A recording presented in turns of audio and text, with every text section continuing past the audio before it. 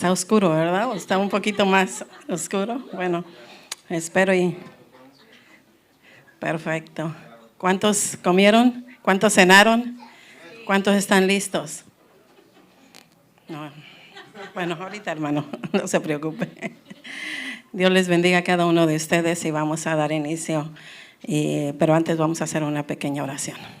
Señor, te damos gracias por este bello momento, Señor, de permitirnos estar en tu casa, Señor. Gracias, Señor, porque estamos aquí los que debemos de estar, Padre.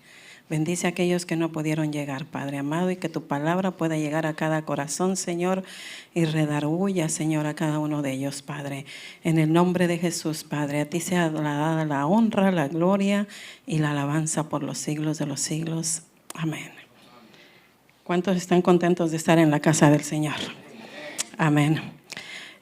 Continuamos con el libro de Hechos. Iniciamos hablando de Abraham, de la vida de José y de la vida de Moisés. Y continuamos hablando de la vida de Moisés, del tabernáculo y del templo. En todas las religiones se da el hecho de que el hombre busca a Dios, pero en la religión cristiana Dios busca al hombre, como hemos visto, ¿verdad? Es lo que hemos visto últimamente. Entonces Dios te está buscando a ti. Tal vez no va a ser por una llama de fuego o por rayos, ¿verdad? Pero por medio de un mensaje como este, como un estudio como este, Dios te está buscando. Y Él tiene un plan especial para tu vida. Como lo hizo con Abraham, Dios buscó a Abraham para llevarlo a la tierra, ¿verdad? A otra tierra. Dios buscó a Moisés para enviarle a Egipto. Y Jesús vino por los perdidos. Jesús buscó a Pedro. Jesús buscó reclutar a sus 12 discípulos. Y Dios siempre está buscando personas para utilizarlas, ¿verdad? Hechos 7:34. ¿Por qué le buscó a Moisés? Esa es la pregunta. Ciertamente, dice Hechos 7:34, ciertamente he visto la aflicción. Primero vemos que Dios se preocupa por su pueblo. Ciertamente he visto la aflicción de mi pueblo, que está en Egipto, y he oído su gemido, y he descendido para librarlos. Ahora pues, ve, te enviaré a Egipto. Dios, si vemos, Dios pudo haber liberado sin Moisés al pueblo. Pero ¿qué pasó? Dios quería hacerlo a través de Moisés, porque Él así decidió hacerlo. Hechos 7:35. A este Moisés, a quien había rechazado, diciendo, ¿quién te ha puesto por gobernante y juez? A este lo envió Dios como gobernante y libertador por mano del ángel que se le apareció en la zarza. 36. Este lo sacó habiendo hecho prodigios, señales en la tierra de Egipto, en el Mar Rojo y en el desierto por 40 años. Lo que aquí nos está diciendo este hombre es que al Moisés les está diciendo, dice, al Moisés que ustedes rechazaron, Dios lo usó para liberarlos. Y Dios puede utilizar a cualquier persona que usted menos imagina. Puede decir, ¿a él lo va a usar? ¿Así como se ve? ¿De esa manera lo va a usar? ¿Sí? O muchas veces puede usted mismo mirarse al espejo y decir, ¿yo podré hacer esto? Claro que sí, porque Dios dice que Él no se fija en el exterior, sino Él se fija en el interior y en la capacidad de cada persona, y Él sabe que puede hacer cosas extraordinarias en la vida de cada uno de nosotros. La de Moisés era liberar a Egipto. ¿Cuál sería la suya?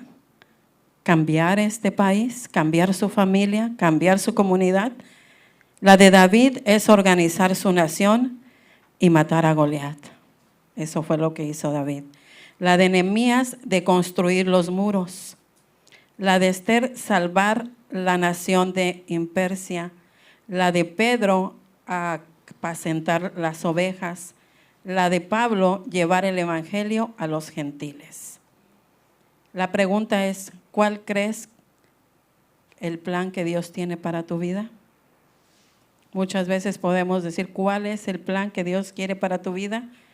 Podemos quedarnos sentados sin hacer nada o estarnos quejando de tal vez los hijos que no nos obedecen o estarnos quejando del área donde nosotros vivimos. Cuando Dios dice que Él tiene un plan, es porque Él tiene un plan y Él lo va a cumplir. ¿Cuántos creen así? Preguntémosle a David. David va a enfrentar a Goliat. En la actualidad, muchos de los jóvenes tienen temor de hablar de las cosas de Dios. Pero ¿qué es lo que pasa aquí? Si lo hizo con Nehemías, lo hizo con David y lo hizo con muchos más que Dios eligió. ¿Para qué crees que Dios te tiene esta noche aquí? Dios tiene un propósito en tu vida. Porque cuando Él te llama, es para hacer un cambio en tu vida. Y para que tú puedas compartir con otras personas también. Hechos 7, 37 al 43. Este Moisés es el que dijo a los hijos de Israel, profeta os levantaré, el Señor vuestro Dios de entre vosotros, hermanos, como a mí, a Él lo oiréis. Este es aquel Moisés que estuvo en la congregación en el desierto con el ángel que le hablaba en el monte Sinaí y con nuestros padres y que recibió palabra de vida para darnos, el cual nuestros padres no quisieron obedecer, sino que le desecharon y en sus corazones se volvieron, ¿a dónde? A Egipto. ¿Qué es lo que está diciendo Esteban ahí? A este pueblo de Israel, ustedes rechazaron a Dios, rechazaron a Moisés, ustedes querían volver a Egipto. Ustedes no querían volver a la tierra prometida, ustedes querían volver al mundo a vivir como antes. ¿Qué significa esto? Que eran rebeldes por naturaleza, ¿verdad? Entonces vamos al 40. Cuando dijeron a Aarón, haznos dioses que vayan delante de nosotros, porque a este Moisés que nos sacó de la tierra de Egipto, no sabemos qué le haya acontecido. Entonces hicieron un becerro y ofrecieron sacrificio, y en las obras de sus manos, ¿qué pasó? Se regocijaron. Y Dios se apartó y los entregó a que rindiesen culto al ejército del cielo, como está escrito en el libro de los profetas.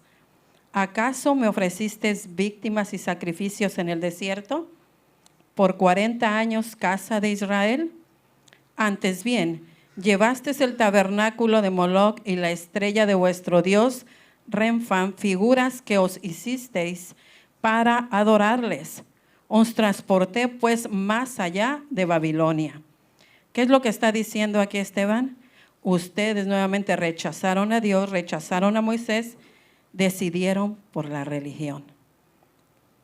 En vez de buscar a Dios, ustedes rechazaron a Dios. Entonces, número 1 dice, Dios cumple sus promesas independientemente en el lugar en que te encuentres, con quien estés. Dios cumple sus promesas porque Él nunca ha fallado. Una de sus promesas de estas está por cumplirse, que es Dios dijo en su palabra que Jesús va a regresar otra vez. 2. Moisés obedeció a pesar de las limitaciones y el rechazo. Sus primeros 40 años de lujo tuvo que dejarlos porque un israelita prácticamente lo denunció de asesinato. Después fue a vivir a Madián por 40 años y cuando Dios se apareció, le dio muchas excusas para no poder ir a Egipto, en lugar donde fracasó y volver a liberar al pueblo de Israel.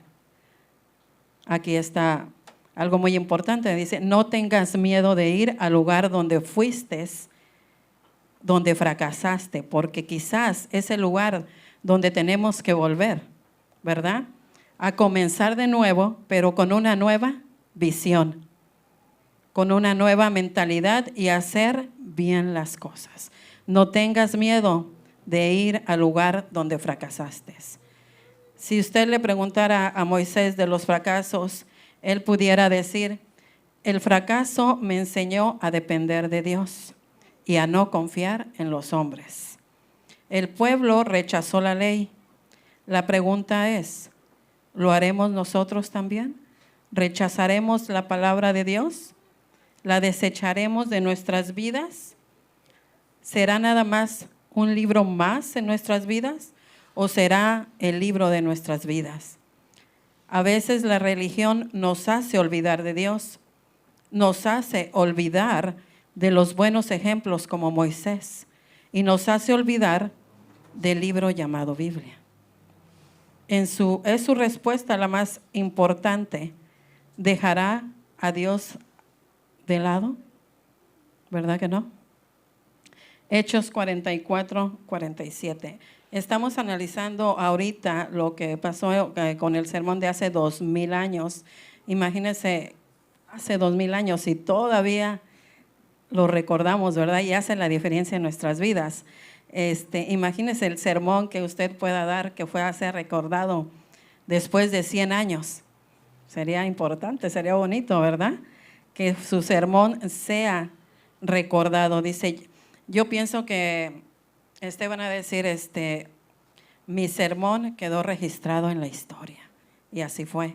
Un sermón que ha estado golpeando nuestras vidas de una manera hermosa. ¿Por qué? Porque cada día que vemos esto nos impulsa, ¿verdad?, a seguir creciendo, a que despertemos de donde nos encontramos, ¿verdad? Un sermón que quedó en la historia. Y ahorita vamos a ver de algunos temas importantes de los israelitas, pero también para cada uno de nosotros. Vamos a hablar acerca de lo que es el tabernáculo y el templo. En aquel tiempo los judíos tenían un gran respeto por el templo y el tabernáculo, ¿verdad? Era un apego para ellos, que si hablaban mal del tabernáculo era como si hablaran mal de su mamá en aquel tiempo. Era muy importante. Entonces le dicen, ¿qué pasa? ¿Vas a hablar mal del templo? Te vas a meter en problemas si te pones a hablar del tabernáculo del templo. Le decían que estaba blasfemando. Vamos a Hechos 7:44. Tuvieron nuestros padres el tabernáculo del testimonio en el desierto, como había ordenado Dios, cuando dijo a Moisés que lo hiciese conforme al modelo que había visto. Dice el escritor, el predicador, el tabernáculo construido en el periodo de Moisés, había un tabernáculo, pero las órdenes vinieron ¿de quién? De Dios. Escuchen bien, el plan de construir el tabernáculo, ¿de dónde se originó? ¿De Moisés? ¿Del pueblo? No, fue de Dios. Muchas veces si de nosotros dependieran de construir algún templo, yo creo que sería difícil, ¿verdad? Nunca lo haríamos. Porque el corazón del hombre jamás quiere hacer algo para Dios. Lo que quiere el hombre es algo de Dios siempre, ¿verdad? Lo que vemos es que Dios llama a Moisés para construir el templo. Muchos, si se dan cuenta, dice, si algo el hombre construyó es para desafiar a Dios, como la torre de Babel para llegar al cielo. Y era para desafiar a Dios. Así que Dios llamó a Moisés en lo alto del monte Sinaí y le dio especificaciones de cómo debía hacerlo. Éxodo 25:9. Conforme a todo lo que yo te muestre, el diseño del tabernáculo y el diseño de todos sus utensilios, así lo harás. Le está dando instrucciones. ¿Quién dio las órdenes para construir el tabernáculo? Dios. ¿Quién dio las dimensiones? Dios. Dice, de esta manera lo tienes que hacer, de esta manera va a ser construido, todas las cosas. Dijo quién debería también construirlo. Él también dijo con quién debería construirlo y cuáles eran los materiales que deberían construirse. No dejó nada a la imaginación de nosotros, ¿verdad? Dios dijo exactamente cómo quería, con quién quería hacerlo y qué material. Y Dios no solo dio las especificaciones de cómo construirlo, sino quién debería construirlo y con qué materiales. Éxodo 31, 1, 6. Habló Jehová por nombre diciendo, mira, yo te he llamado por nombre a Bezalel, hijo de Uri, hijo de Ur, de la tribu de Judá, y lo he llenado del Espíritu de Dios. ¿En qué? En sabiduría, en inteligencia, en ciencia y en toda arte, para inventar diseños, para trabajar en oro, en plata y en bronce, en artificio de piedras para engastarlas y en artificio de madera, para trabajar en toda clase de labor. Y he aquí que yo he puesto con él a Joliab, hijo de Ahisamac, de la tribu de Dan, y he puesto sabiduría en el ánimo de todo sabio de corazón, para que haga todo lo que te he mandado. ¿Quién da la creatividad y la sabiduría y la inteligencia para hacer la obra? Dios. Dios, yo creo que realmente Dios a cada uno de nosotros nos ha dado sabiduría e inteligencia para hacer muchas cosas. Si usted es un economista, si usted es un doctor, si usted toca la batería, si usted canta, la sabiduría se la ha dado Dios. Amén. La pregunta es, ¿las estás usando para hacer algo grande para Dios? La sabiduría, la inteligencia que Dios te ha dado. Todo lo que tienes debe ser usado para que su reino siga creciendo y dejar un legado en las generaciones. Amén. Cuando Dios nos pide hacer algo, no solo nos dirá cómo hacerlo, sino también nos va a decir con quién. Y el Señor dice, estos son hombres con los que tú puedes trabajar, ellos están capacitados. Número siguiente. ¿Qué nos pidió Dios construir individualmente a cada uno de nosotros? ¿Qué nos ha pedido construir a nosotros individualmente? Es una pregunta. ¿Nos ha pedido construir una familia? Construya bien esa familia. ¿Dios le ha pedido construir una iglesia? No estamos hablando del edificio, ¿verdad? Sino de nosotros mismos y de nuestra espiritualidad. ¿Lo estamos haciendo a la manera de Dios o lo estamos haciendo a nuestra manera? Todo lo que hacemos. ¿Para qué se construyó el templo? El propósito de la construcción del tabernáculo en medio del pueblo, en medio de ellos, más que nada del tabernáculo, era ¿qué? Habitar en medio de ellos. El propósito de la construcción del tabernáculo en medio del pueblo era habitar en medio de ellos y así revelarles proximidad y santidad. Dios dice, yo voy a estar ahí. Ahí mi presencia va a estar. Los acusadores de Esteban estaban diciendo, tú blasfemaste el tabernáculo. Esteban dice, no, tranquilos, yo no blasfemé. Yo sí sé qué significa el tabernáculo. Yo sí sé qué significa el tabernáculo. Yo sí sé que no hay que adorar al tabernáculo, sino que hay que adorar al Dios del tabernáculo. Hoy en día hay adoradores de iglesias, hay adoradores del cristianismo, adoradores de predicadores, adoradores de músicos. Comprendemos que a quien debemos de adorar solamente es a Dios. Solamente a Dios. Hechos 7, 45 y 46. El cual recibido a su vez por nuestros padres, lo introdujeron a Josué a tomar posesión de la tierra de los gentiles, a los cuales Dios arrojó de la presencia de nuestros padres hasta los días de David. Aquí habla de otro personaje de la historia al que ellos admiran mucho.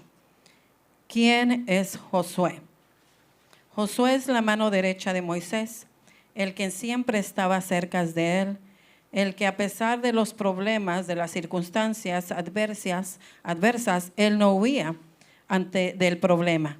Cuando era criticado, cuando la gente no lo seguía, ahí estaba Josué al lado de Moisés. Ese tipo de hombres hacen falta en la iglesia. Siempre estar al lado, sin miedo de ir al desierto, hombres que no tengan miedo de regresar a Egipto, hombres que no tengan miedo de cruzar la tierra prometida y conquistar. Este es Josué. Josué también fue parte de la historia. Por primera vez su nombre se menciona en Éxodo en la batalla contra Malek. Josué era un buen soldado. ¿Qué pasaba ahí? Moisés oraba y Josué peleaba. Se necesitan hombres como Josué. Números 27, 18. Y Jehová dijo a Moisés: toma a Josué, hijo de Nun, varón en el cual hay espíritu, y pondrás tu mano sobre él.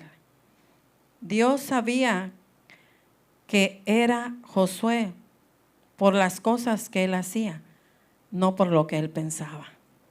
Y después Josué cruzó el Jordán, Josué conquistó la tierra prometida, Josué organizó la nación y la tierra prometida.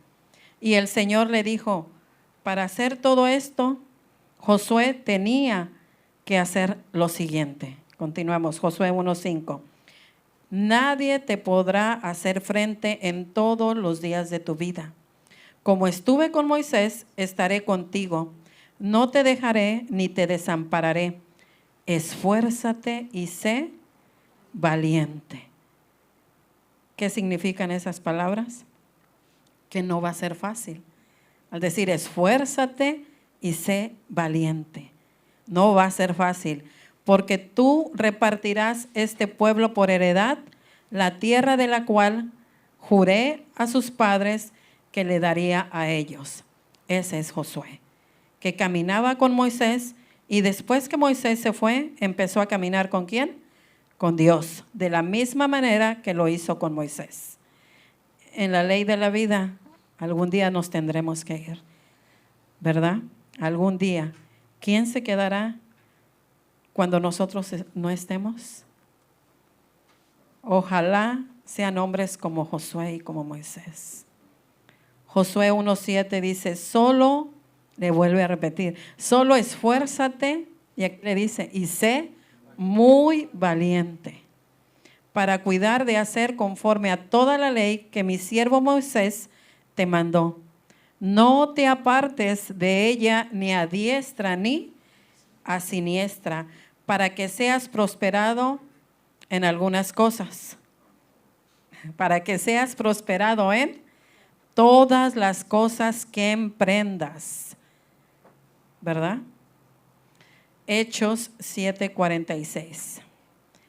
Este halló gracia delante de Dios y pidió proveer tabernáculo para el Dios de Jacob. Una persona muy especial. ¿Y quién es? David.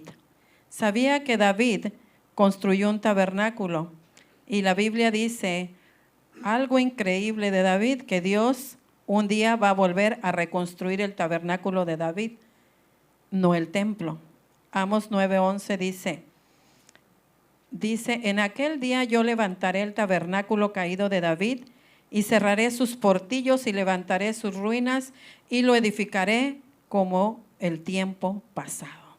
Hechos 15:16. Después de esto volveré y redimiré el tabernáculo de David que está caído, y repararé sus ruinas y lo volveré a levantar, para que el resto de los hombres busque al Señor, y sobre los gentiles sobre los cuales es invocado mi nombre. Pregunta, ¿por qué el Señor quiere volver a levantar el tabernáculo de David? No el de Moisés ni el templo de Salomón. Uno, porque en ese tabernáculo había adoración y era real. ¿Y cómo era la adoración en ese tiempo, en el tabernáculo de David? Era una adoración continua. No era un solo día a la semana. Era 24/7. Era una adoración continua. Era un hombre que estaba convencido de que la adoración debe de ser constante. ¿Estamos adorando de la manera continua a Dios? Vamos a hablar acerca un poco más de lo que es la adoración. En Primera de Crónicas 16:37, y dejó allí delante del arca del pacto de Jehová Asaf, a sus hermanos, para que ministrasen de continuo delante de la arca, cada cosa en su día. ¿Qué le está diciendo ahí? Tú te vas a hacer cargo de tener esto abierto 24/7. Y 24/7 van a estar adorando. Esto nos enseña que nuestra adoración debe de ser en todo tiempo. Debe ser una adoración capacitada. Primera de Corintios 5:22 dice, y que Ananías, principal de los levitas en la música, fue puesto para dirigir el canto porque era entendido en ello. Dios merece de nosotros lo mejor, la creatividad de la música, de las canciones y aún del vestuario, creatividad de los instrumentos. ¿Qué más era una adoración? Era una adoración gozosa. Gozosa. Primera de Crónicas 15:28. De esta manera llevará todo Israel el arca del pacto de Jehová con júbilo y sonido de bocinas y trompetas y símbolos y al son del salterio y arpas. No tengas miedo de adorar a Dios. Levanta tus manos, aplaude, cante, adore a Dios sin temor. Dios escogió el tabernáculo de David durante ese reino. ¿Por qué? Porque Jehová, dice en Salmo 132:13, porque Jehová ha elegido a Sión, lo quiso para habitación para sí. Dios ha escogido este lugar. ¿Cuántos están de acuerdo? Este lugar para manifestarse, para hacer milagros, para cambiar vidas, para transformar jóvenes. Es muy importante y hay que creerlo. Así que continuamos. Vamos. Perfecto. Hechos 7:47. Mas Salomón le edificó casa, ¿verdad? Salomón, el sabio constructor. David es el que quiso edificar el templo, pero Dios, ¿qué le dijo? Que no. Lo siento, tú no vas a edificar el templo. Así que su hijo Salomón lo hizo. Tal vez David tenía el dinero, ¿verdad? Tenía los medios, pero ¿qué fue lo que le dijo Dios? Tú no vas a hacer el templo, lo va a hacer tu hijo. ¿Qué le está diciendo? ¿Qué le está diciendo Esteban a todos los judíos que le están queriendo asesinar? Dice, yo sí sé quién es Moisés, yo sí sé quién es Abraham y yo sí sé quién es David. Yo conozco la historia del tabernáculo, la historia del templo, yo conozco quiénes son todos ellos. Tenían un factor común,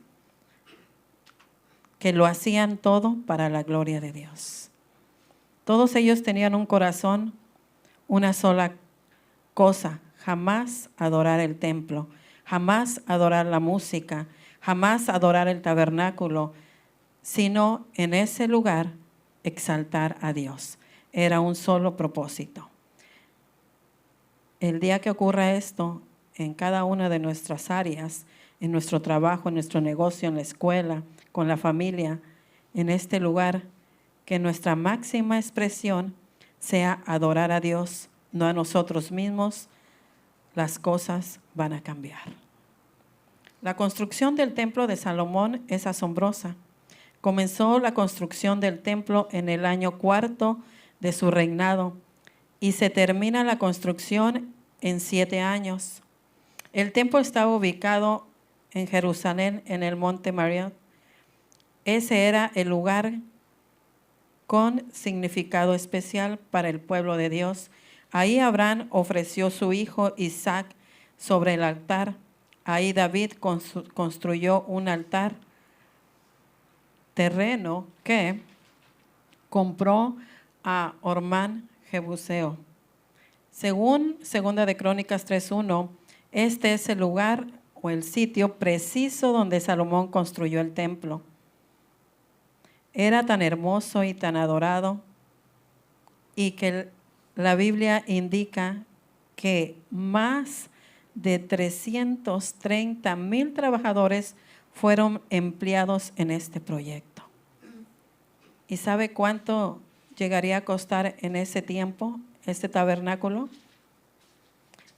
Incluso este templo está construido en Brasil.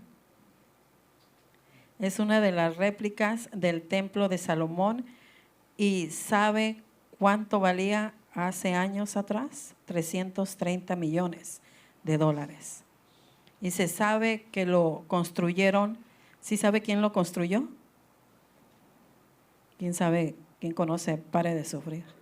Pare de sufrir, lo construyó. 330 millones de dólares. Un precio parecido invirtió Salomón en construir el templo para el Señor. Pero para construir algo para el Señor, tiene que haber algo en tu corazón, el querer hacerlo.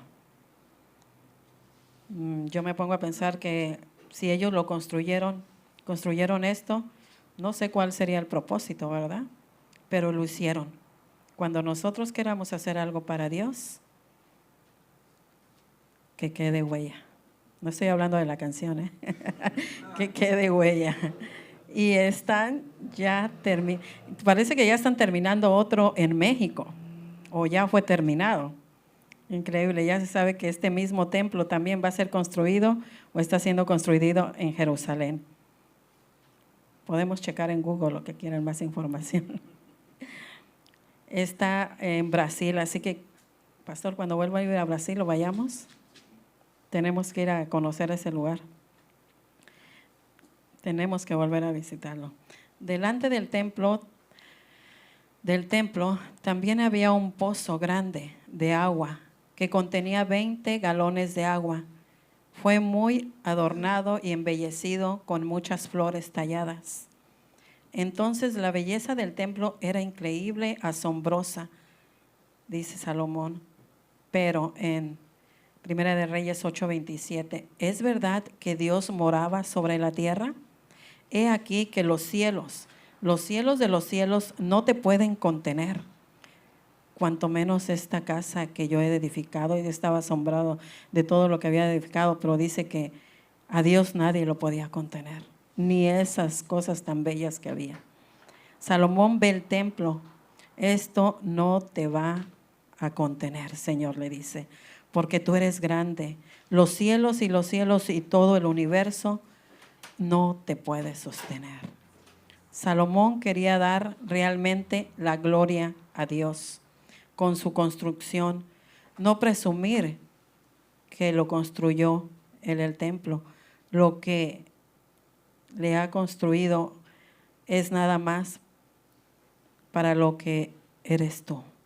Después dice Reyes 8:28, con todo tú atenderás a la oración de tu siervo y a su plegaria, oh Jehová, Dios mío, oyendo el clamor y la oración que tu siervo hace hoy delante de ti. ¿Qué es lo que él iba a hacer en ese lugar?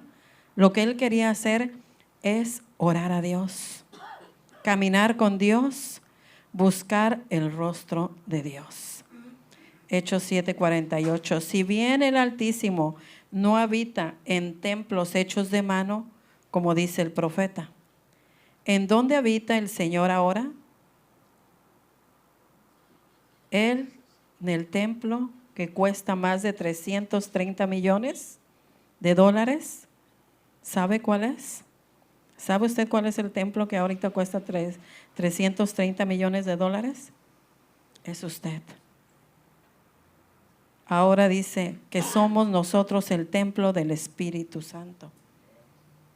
Y Dios quiere manifestarse a través de este templo a todo el mundo alrededor nuestro. Salmo 22. Pero tú eres santo, tú que habitas ante las alabanzas de Israel. ¿Dónde habita mayor el Señor? ¿En un edificio o en las alabanzas? Él desciende cuando todo el pueblo desciende a alabarlo, decide alabarlo. Él desciende. Por eso Él habita en las alabanzas. Cuando decidimos alabarlo a Él, Él desciende. Y Él no se impresiona por los grandes templos. ¿Está listo usted para adorar a Dios? Él está feliz con un pueblo que le adora en espíritu y en verdad. Amén. Esperemos que cada día que vengamos a la iglesia, vengamos con ese corazón de adorarle al Señor, de alabarle sinceramente en espíritu y en verdad. Levantar el tabernáculo de David es adorar a Dios en espíritu y alabanza. Hechos 7:48. Esteban era un predicador que no le tuvo miedo a la muerte.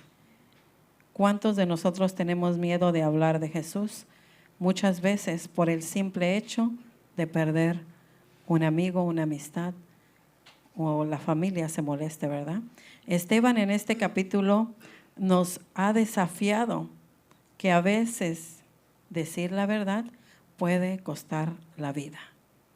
Hechos 7:48. Si bien el Altísimo no habita en templos hechos de mano, como dice el profeta, Esteban sigue defendiendo su fe, su argumento, y dice, Dios no está donde nosotros pensamos que está.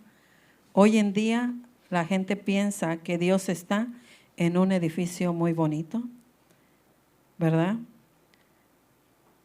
Pero no es así. O que está en el desierto, o que hay que ir a meditar. Esteban dice, Dios no está donde ustedes piensan que está, porque nosotros pensamos que está en una montaña, en un edificio, imaginamos que está en otros lugares, menos cerca de nosotros. Esteban dice, Él no habita en templos hechos de hombre. ¿Y por qué? Ellos estaban acusando a Esteban de que Esteban estaba blasfemando contra el templo. El templo daba gloria a Dios, pero nada más eso. Entonces la pregunta es, ¿en dónde habita Dios? Y dice, Dios habita aquí, primero en la iglesia. ¿Por qué? Porque Él está en todo lugar. Donde quiera que vayamos, Él está en todo lugar. Está en México, está en Guatemala, está en Argentina, está en todo lugar. Donde quiera que haya creyentes que se reúnen en su nombre de Cristo, ahí está presente la iglesia. Amén. Si hay 10,000 personas reunidas en el condado de Orange estudiando, ahí está Dios también. Si está aquí con todos nosotros, aquí está el Señor también. Dios es omnipresente. En donde quiera que 2 o 3 se reúnan en su nombre, Cristo, ahí está Dios en medio de ellos. Eso es hermoso. En el cristianismo no tengo que ir a la montaña a buscar a Dios, ¿verdad? Él está donde yo estoy. Amén. Mateo 8:20, porque donde están 2 o 3 congregados en mi nombre, ahí estoy yo, en medio de ellos. ¿En dónde? En medio de nosotros. No está al lado, está en medio. ¿Sí? ¿Qué significa estar en medio? Está en medio La persona que está en medio es la que está dirigiendo, ¿verdad? Es la que está dando órdenes. El que está en medio es el que da órdenes. No está al lado, no está atrás, está en medio. Dios habita donde se reúne su pueblo, sus hijos lo creen y creen en el versículo Hechos 7:49. El cielo es mi trono y la tierra es el estrado de mis pies. ¿Qué casa me edificarás? Dice el Señor. ¿O cuál es el lugar de mi reposo? Ustedes humanos, van a querer construir una casa para mí. ¿Acaso se olvidaron que hice el universo? ¿Acaso se olvidaron que yo hice todas los planetas? ¿Sabían que yo le puse nombre a todas las estrellas? ¿Sabían que yo conozco el nombre de todo el sistema solar? ¿Me construirán casa a mí? Increíble, ¿verdad? Dice, el cielo y la tierra son de su propiedad. Así que lo adoramos a Él, adoramos lo que Él construyó, Él y para Él. Amén. Muy bien, la tendencia del ser humano es adorar a Dios, al Creador, a Dios, al Creador. ¿Qué no es eso? Dejaron solo la luna, no a Dios, que al Creador de todo eso. Adoraron muchas veces al sol, a la luna, a la serpiente o a las pirámides o a las montañas. ¿A quién está adorando usted? Estos hombres pensaron que podían confiar en Dios, confinar a Dios en un edificio y tenerlo dentro de un edificio como un títere. Ese es el problema de la religión, que limitan a Dios a un nombre, como exclusivistas, ¿verdad? Solo es mío.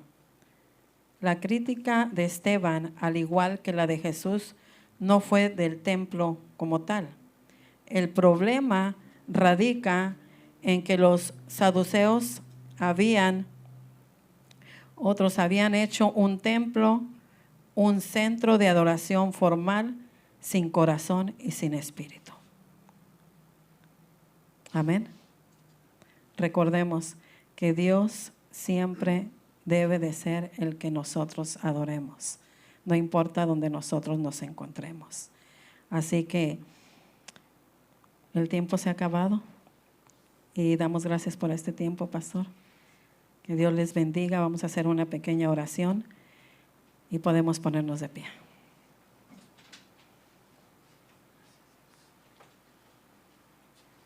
Señor, te damos gracias, Padre, por tu palabra, Señor, por la oportunidad de compartir, Señor, y cada día, Señor, entender, Señor, lo que tú, Señor, quieres que nosotros comprendamos, Señor. Gracias por este momento, Señor. Ayúdanos, Señor, a poner por obra tu palabra, Señor, a que nosotros, Señor, cada día crezcamos, Señor, y seamos ejemplos, Señor, donde quiera que estemos. Que seas tú el centro, Señor, de nuestra familia, de nuestro hogar, Padre Santo, para que podamos, Señor, cada día ser mejores, Señor.